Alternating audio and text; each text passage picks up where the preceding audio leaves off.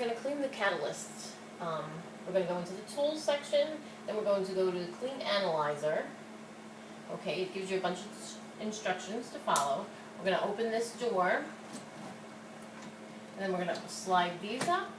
We're going to push this in and slide this up and out of the way.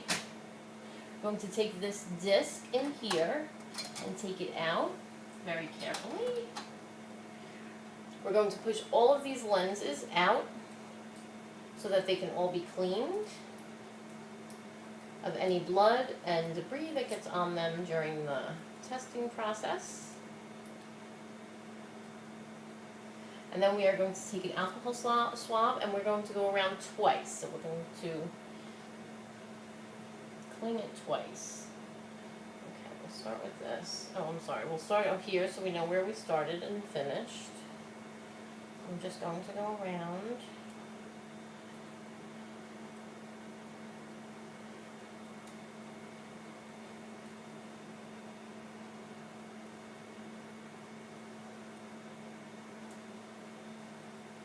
And then we're going to use a second one and go around again.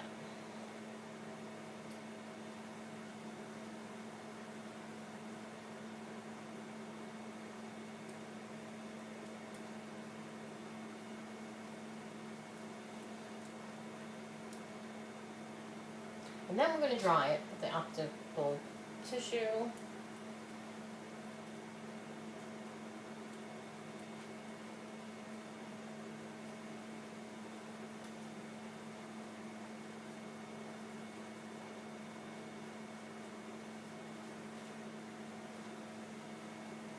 Then we're going to push all of these back in.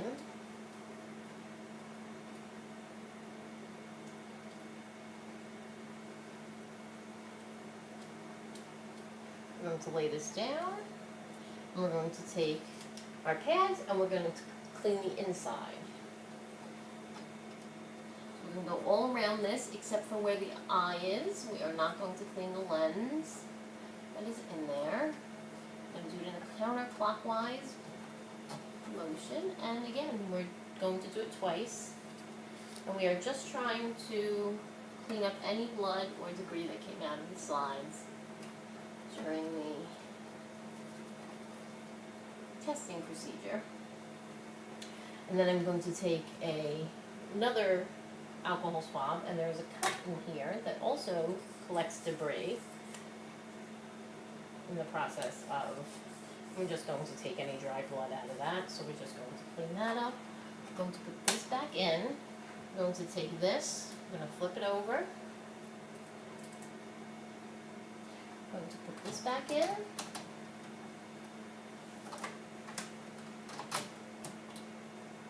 And then we are going to pull this down, push this in, make sure it's steady, push this up to bring the doors back down, and then we're going to initialize. So initialization is required. We can say done, and the catalyst is initialized. We're going to pick Karma. Karma is here. We're going to hit run. We're going to pick the snapshot DX, and then we're going to hit run again, and that's going to prompt you to come over here. You're going to click on Karma. You're going to hit select. You're going to hit our 4DX plus, and we're going to use whole blood. And then you're going to hit next, and then we are going to start. This is Karma's. Gets 4 drops of the conjugate. Oh yeah, anesthesia will do that. And 3 drops of blood.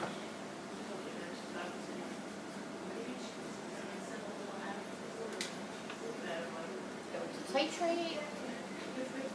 What did she have done? I forgot, yes. We are She had 4 wisdom, going to let the blood sit until it comes back through into the smaller so she had those circle. now I've got 14-year-old. Window. Yeah, last Wednesday. She just went back to school today. Did you just Grab this part. And then once we do that, we'll put it in.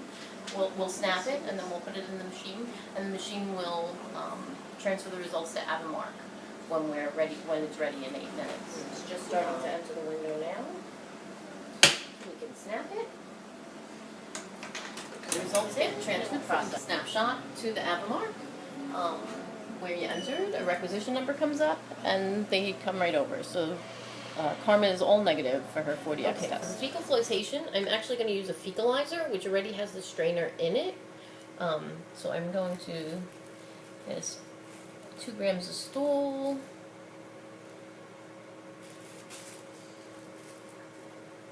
Put it into the cup.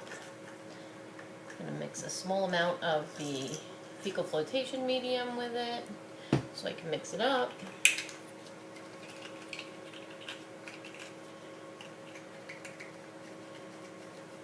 Get it nice and mixed up. Good. And then I'm going to press it in all the way, and I'm going to fill it up with the fecal flotation medium to the top until it gets a meniscus.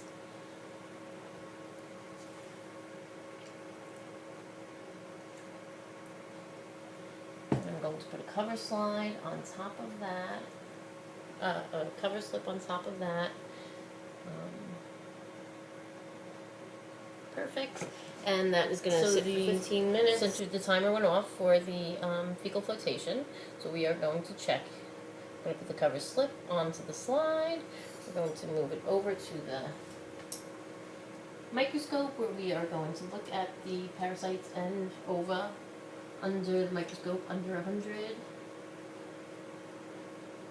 I'm going to focus it first. Oops. Good.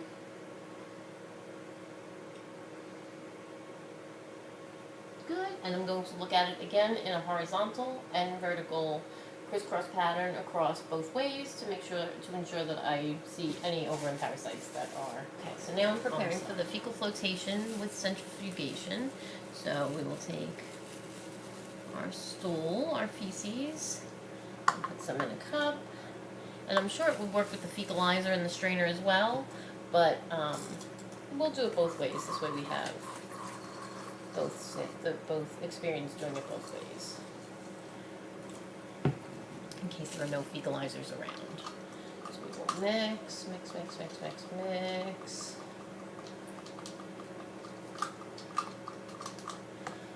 we're going to need more fluid anyway, we'll throw a little bit more fluid in here.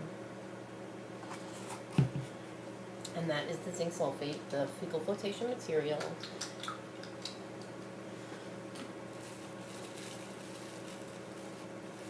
Just going to add a little bit more stool.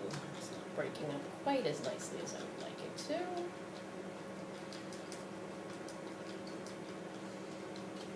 Okay, that is all nice and mixed. I'm going to take a gauze sponge and filter it through the gauze sponge into my centrifuge tube.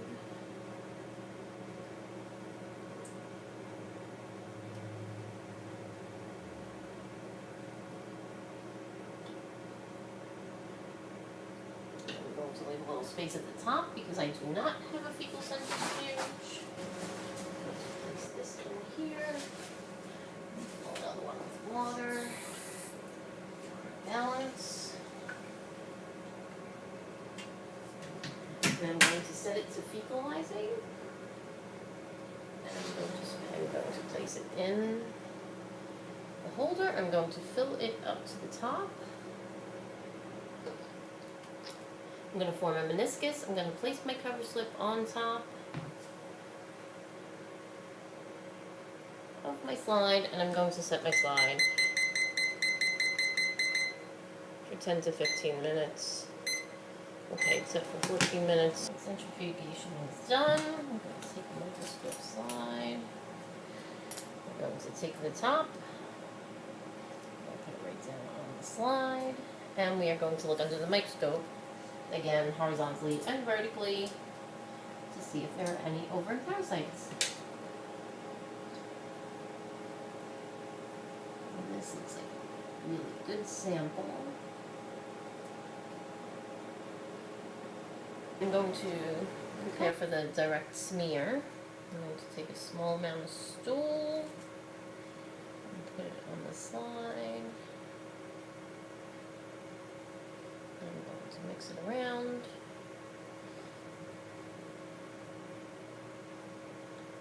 add a small amount of a drop or two of the zinc sulfate, which is the fecal flotation medium. Get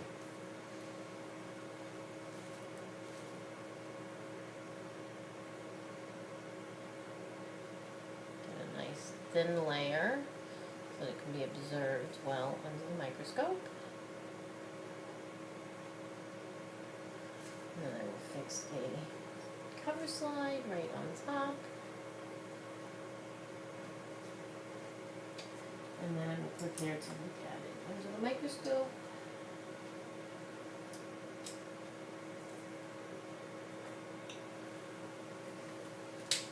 I will adjust to 10 and then go to 100. And look at it through there.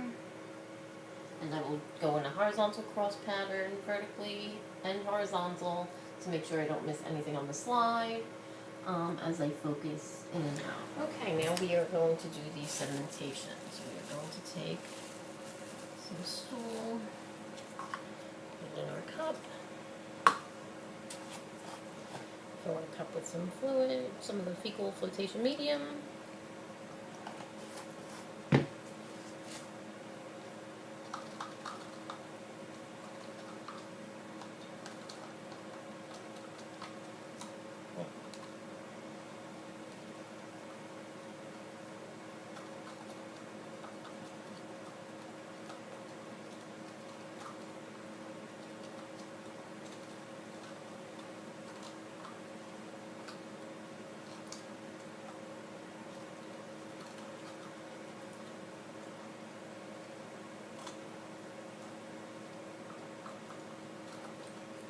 Okay, and we are going to take our glow sponge,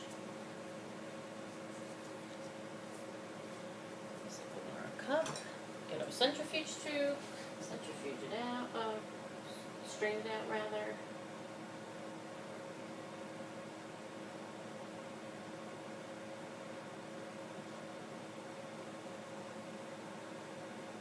Strain it as nice as the last one did.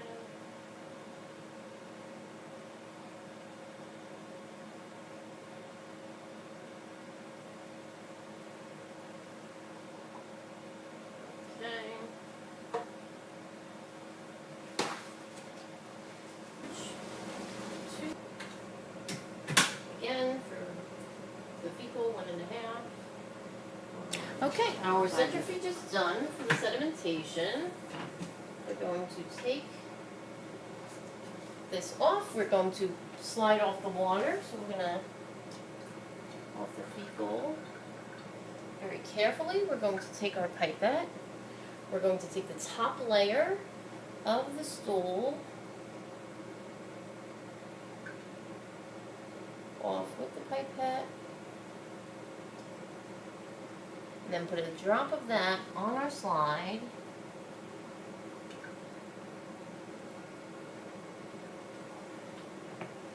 Then we're going to cover it with a cover slip.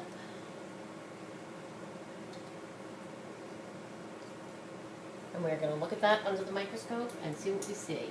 All of the other the direct smear, the other fecal flotation, and the fecal flotation with centrifugation were all negative. So now we're going to look and see what this one will bring. We're going to look at it on 100 times magnification as we scroll. And again, it will be a horizontal and vertical pattern that we look through. We're going to do chemistry on Sparky.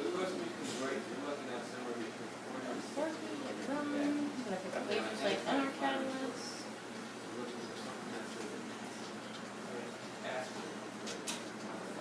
CBC on that. I have a note here for PC lashes. You can do whole blood. The tray's going to come out. We're going to put our light slides down first. We're going to put our chemistry panel, which is Chem 10. So we'll find out when we'll give you a best app. She is in surgery only. So your holder, we're gonna hit run. When that's finished, it can either print out or the results will be sent to AVMA. We're practicing a paperless practice here, so we tend not to print out all of our blood work. We can print it out if necessary, it'll come right to this printer, but we'll just let the doctor know that the blood work is finished, and he can just go into the computer, click on the requisition number, pull up the tests, pull up the catalyst, and there are the results for spot. Okay, I have my patient Scooter. He's laying on the chair, so I'm going to just leave him here in order to take his ear swab really quickly. Scooter is a fine helper. We're going to do his right ear first. I'm just going to gently get a few cells out. And we'll do his right ear. And then we are going to take his left ear. Good boy, Scooter. You are such a good boy.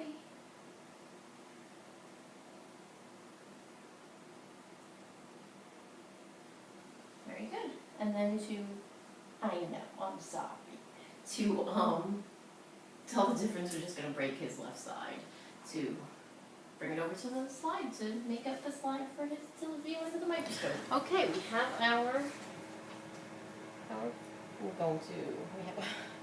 we have our swabs.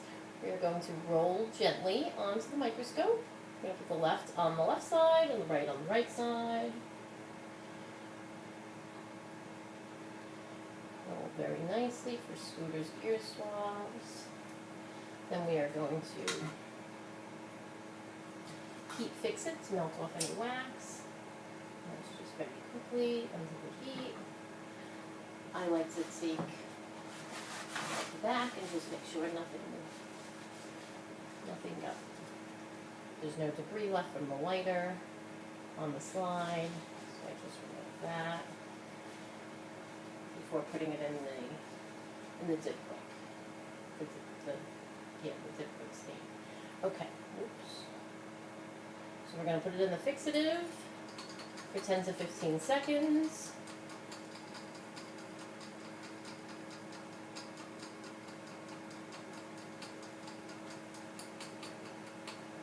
Okay, then we're going to put it in the eosin or the stain solution.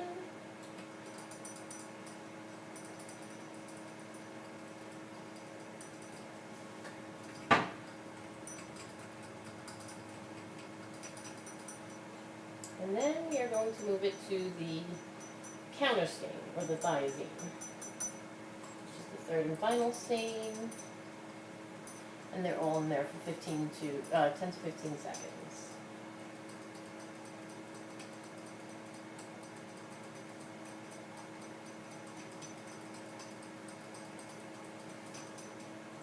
And then I'm going to rinse it.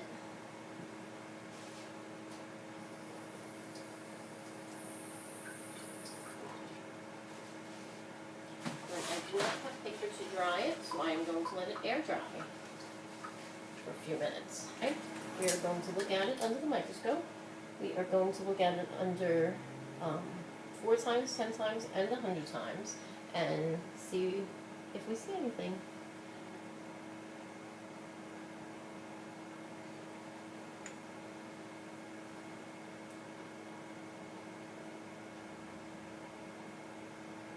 Four times mostly just focuses it, and you can see anything large, like ear mites. You can definitely see under 4 times. Although you don't need stain for that, you can more need immersion oil, mineral oil.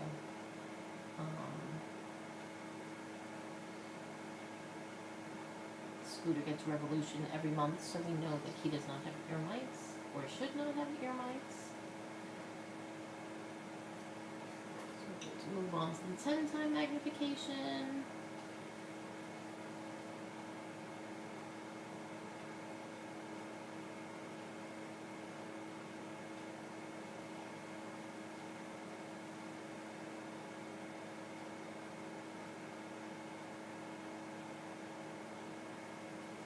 And then we'll move on to the 100 times magnification.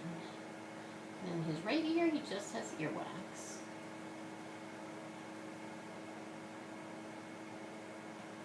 No bacteria, or very, very little. No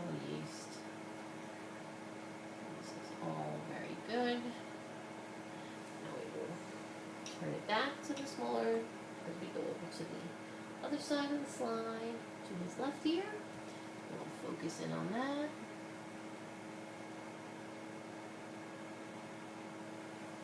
And we'll go to 10 times magnification.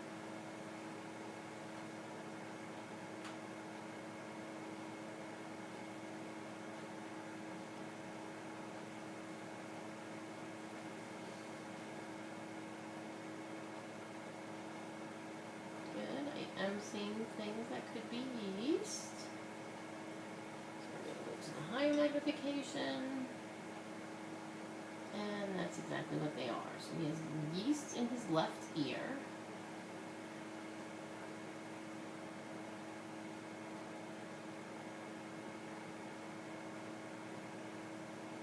And his right ear appears to be normal. So we will let the doctor know what our results are. And treat him accordingly. And a possum. We're gowned up because we're not sure what he died from. She died from. She's a female. And so we're going to begin. Okay, so for necropsies, you usually have one large ventral abdominal incision.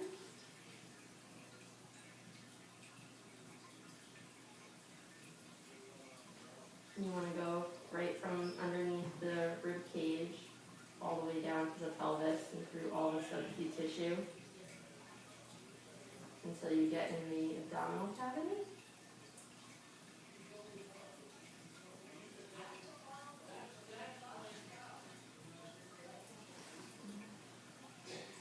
And once you get through, you start to see your organs pop in. You've got your stomach, you've got your liver, large intestines, small intestines, urinary bladder.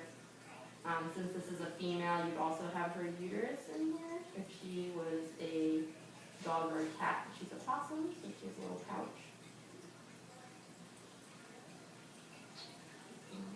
We'll get some samples from a couple of places, her liver and her spleen, and we'll send them out for biopsy.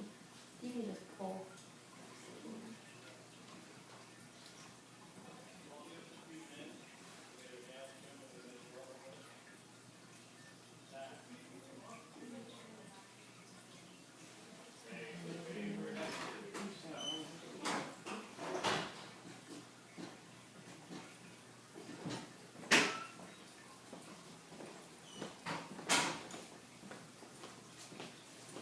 Okay.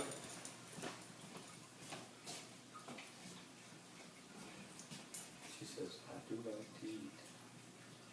I'll eat some of that rotisserie chicken. Or a lot of So it. we'll just put our samples off to the side, and then when we're finished, we'll put them in labeled biopsy jars and send them out to the lab.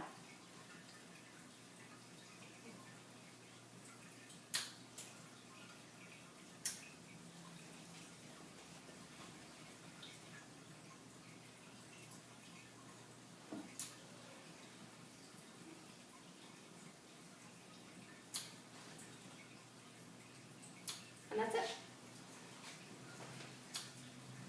And I will.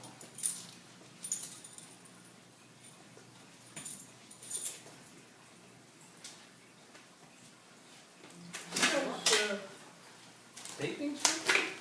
Yeah. Oh, I didn't. You done? Sure, we will be in 1 second. Oh, sorry. Okay, when an animal comes in, suspected of rabies, if it's alive, and it is a wild animal, we might use a rabies pole, an injection pole, to give it a sedative, to prepare it for euthanasia. If the animal's still alive when we're pulling it from the trap or the carrier, we will be using gloves to prevent it from getting bit. If it is a owner's pet, we might use the gloves in the room, with the animal. The doctor and the technician or assistant is going to be rabies vaccinated. They're both going to be fully gowned. They're going to have their gloves on. They're going to have their hair covered. They're going to have a mask on, and they're going to have glasses on. And that's to protect them, to keep them fully protected from any exposure to any of the bodily fluids from the animal. Once we remove the head, we're gonna place the head in the bag. We're gonna put it in a sealed container. We're gonna seal it, and then we're going to seal the outside of it with tape, to prevent exposure from the person who, transports it. Our container says rabies suspect on it. It's gonna have caution stickers on it. It's gonna have a label, the type of animal that's inside, along with our information. We're gonna take the rest of the body and we're gonna prepare that for cremation. So we're either gonna send it to a crematorium, if it's an owner's animal, or if it is a wildlife, animal control is going to take it, and they are going to prepare it for cremation. So we'll have it in the bag with caution stickers on it, saying it's a rabies suspect, and they will then remove it and bring it to the animal shelter, where it will be cremated. Our animal control officer will pick up our rabies exposure and bring it to the health department themselves. We don't have to mail it here. While it waits for them, it will wait in the refrigerator. I'm going to do a vaginal swab. So I'm going to clean her vulva.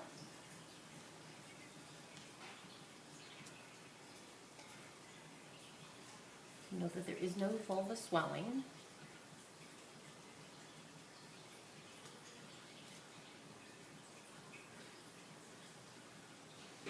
Good. I'm going to take a sterile cotton swab. I'm going to moisten it with a little bit of sterile saline. Let's see if I can do this backwards. I'm going to place it in her vagina. I'm going to go up and over the back. There we go. We are in. I'm just going to twirl it around a little bit, pull it out, take my slide, and roll it nice and gently across the slide. Okay, so we have our stain from our vaginal cytology, and we are going to stick it. We're going to put it in the first one for 10 to 15 seconds.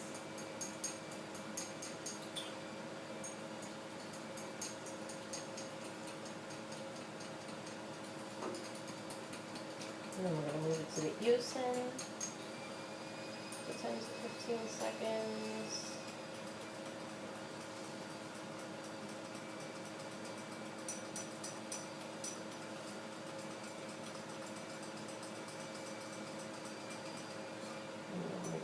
Final Visine, counter stain for 10 to 15 seconds.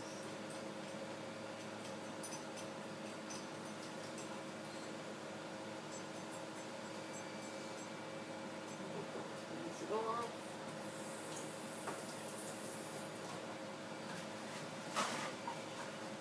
We'll let it air dry for a few minutes. Slide all ready for us. I'm going to start on 10 times, and then I'm going to move to 40 times.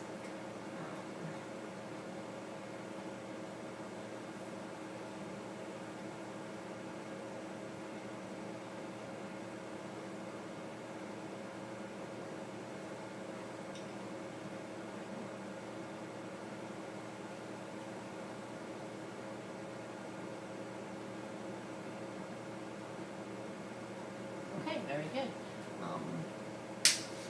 According to the slide, she is in her anestrus stage. I have seen parabasal and intermediate cells. I did not see any superficial cells. I saw some red blood cells, a few red blood cells. I did not see any neutrophils. So I believe she's in her anestrus stage. Her vulva was not swollen when she was presented to us for the cytology.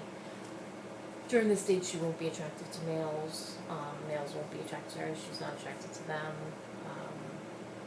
She'll go into her her pro-estrous cycle next. That is when she will, you'll start to see more red blood cells. You'll see her estrogen is going to increase. Her uterus is going to enlarge. Her vaginal epithelium is going to start to proliferate. Her red blood cells are going to start leaking from the capillaries. I'm trying to think, behaviorally, males will start to become interested in her. She will not be interested in them yet. You'll see more red blood cells on the slide. neutrophils are commonly seen. Large amounts of bacteria might be present. Sorry, there's a fly. You'll see a mixture of parabasal, intermediate, and superficial cells.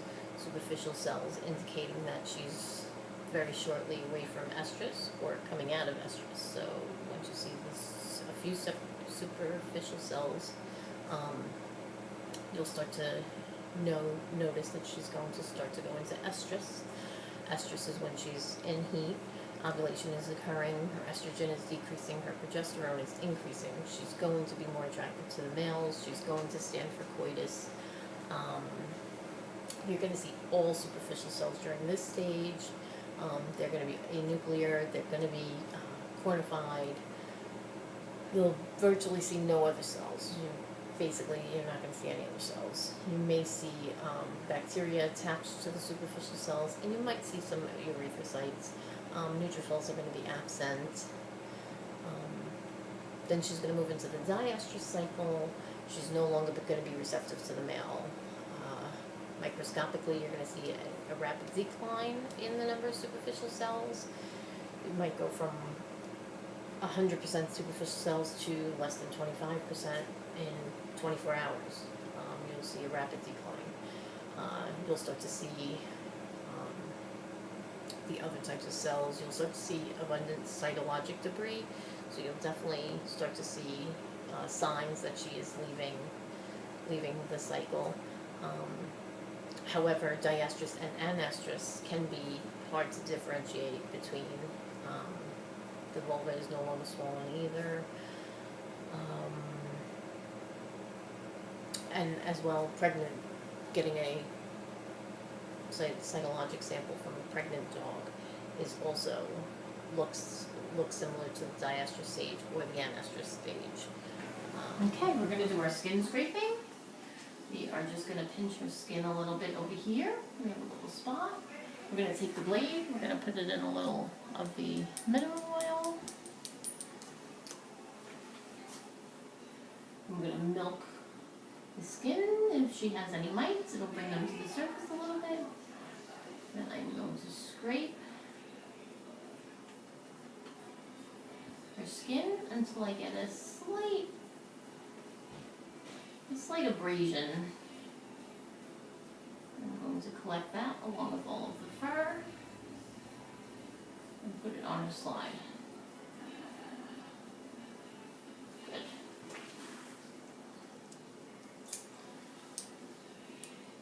And then I'm going to look at it under the microscope. I have not seen any demodex. I'm going to start my crosshatch testing. I have the EDTA tubes, which I'm about to put in the centrifuge. I already centrifuged the serum separator samples, and I put them each in their own separate plain top tubes. I have white tops instead of red. One is for Miley and one is for Noir.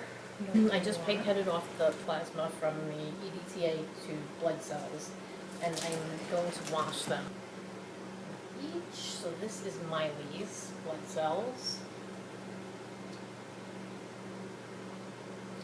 And I'm going to put it in her tube for washing the erythrocytes. So 1, 2.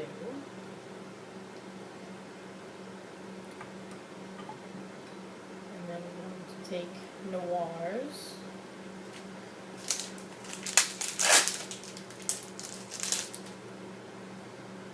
Take 2 drops of his red blood cells.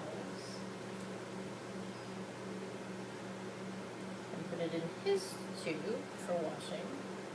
2. And then I'm going to add, I'm going to fill the rest of the tube with saline, gently mix and centrifuge at 3,400 RPMs. So here's my saline.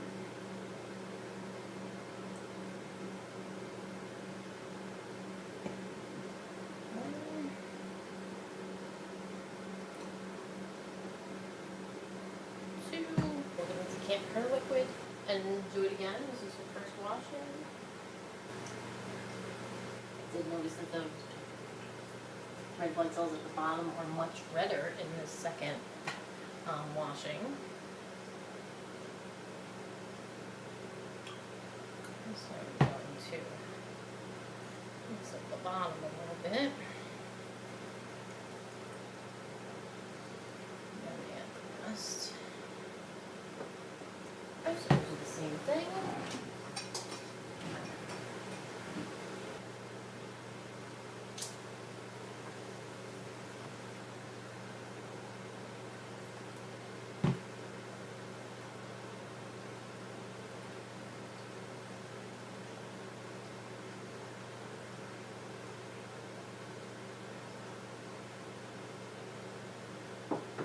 We'll centrifuge it one more time for 1 minute at 3,400 RPMs.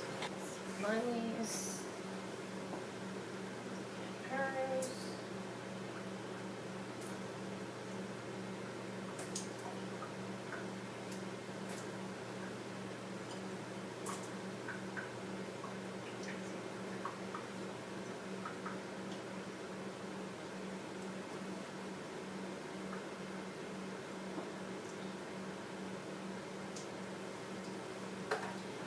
Okay. I have both of their washed urethra. I was having a little problem before figuring out how to get my cells from my test tube. I got a 1.5 inch needle and it's a 20 gauge, which is much nicer.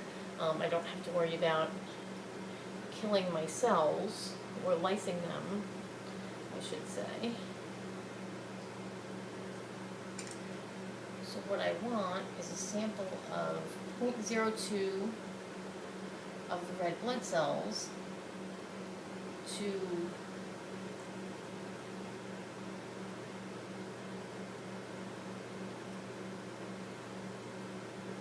0.98 of the serum.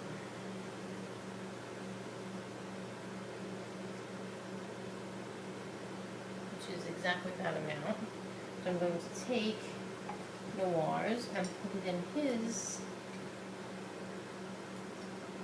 separator. So I can take that out and add that.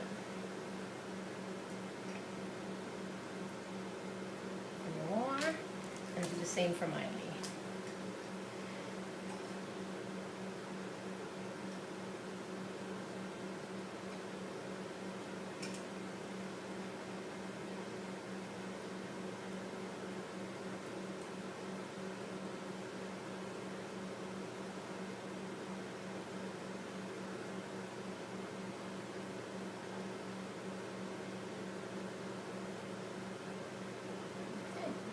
There, and then we'll take Miley's 2% solution.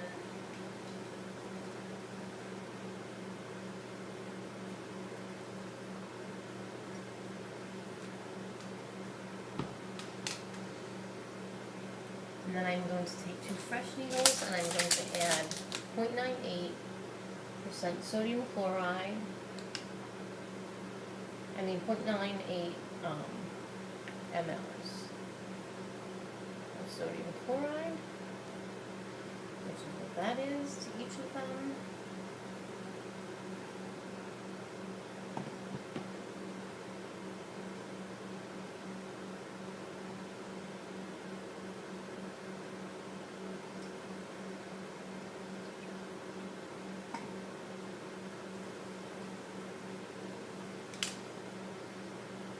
And this is what I'm going to test for cross-matching. Okay, so I'm going to take 2 drops of the recipient serum.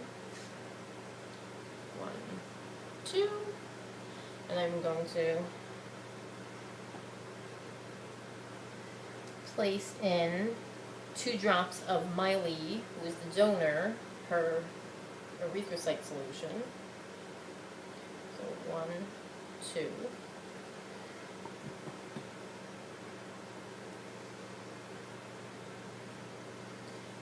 I'm going to mix that up.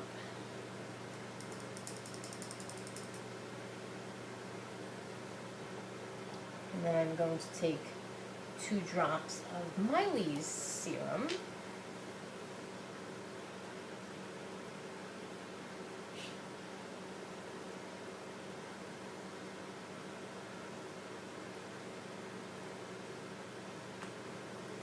And I'm going to mix it with 2 drops of Noir's 2% erythrocyte solution.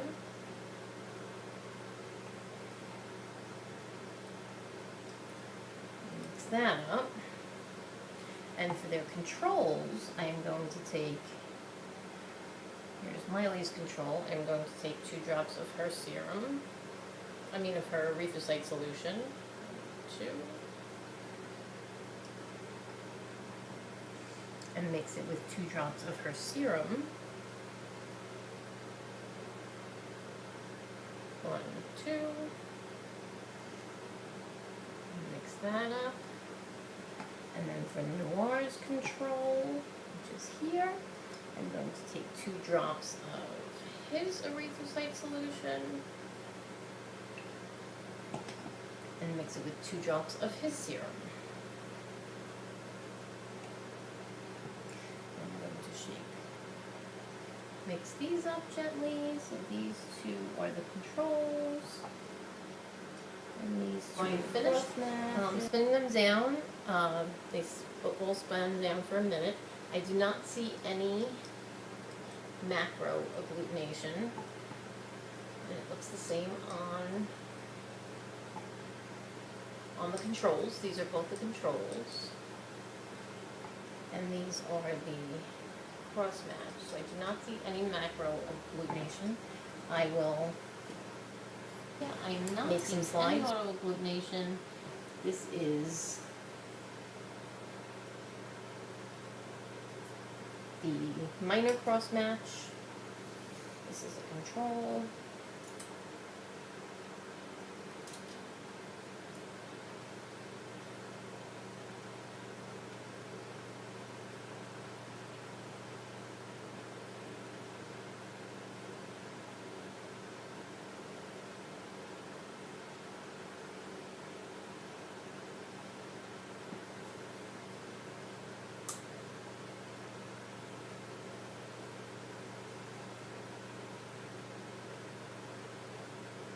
I see no agglutination on the control either.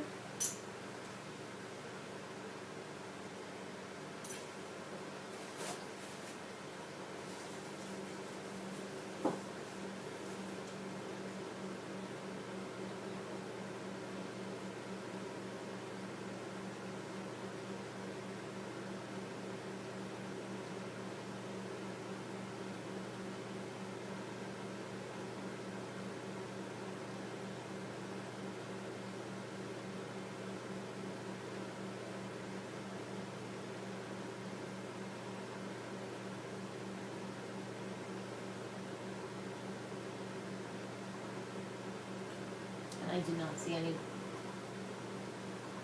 agglutination on the major cross match.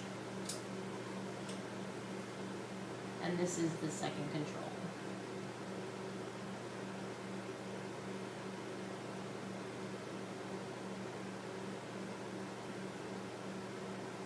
Okay, so we look like we are all good. We are good for a donor-recipient blood transfusion match.